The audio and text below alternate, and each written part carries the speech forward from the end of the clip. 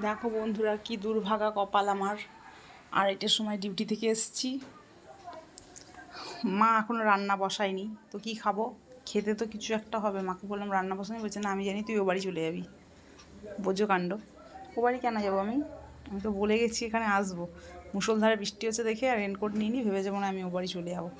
ব্যাস, কি আর কিছু তো একটা খেতে হবে। তো এখন কি খাবো, খিদেও পেয়েছে। তো আমি একটা কাজ করবো, এখন চিড়ে মুড়ি আমার খেতে ভালোই লাগে, চিড়ে মুড়ি চিনি দিয়ে মেখে খাবো 3টের সময়। তো চলো, এরকম দুর্ভাগা কপাল কার হয় কে জানে।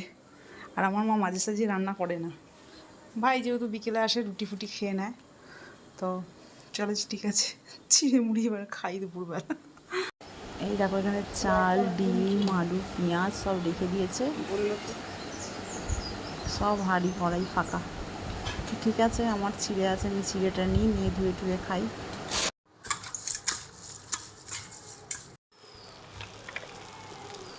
আমার আবার একটা জিনিস ভালো লাগে, এই জল মুড়ির মধ্যে মেরি বিস্কুট ভিজিয়ে অল্প অল্প ভিজবে, এটা খেতেও আমার বেশ ভালো লাগে, খুব সুন্দর লাগে। তো চলো আমি খাওয়া দাওয়া করি, তোমরাও আজ কী খাওয়া দাওয়া করলো আমাকে জানিও। তো ঠিক আছে বন্ধুরা, টাটা।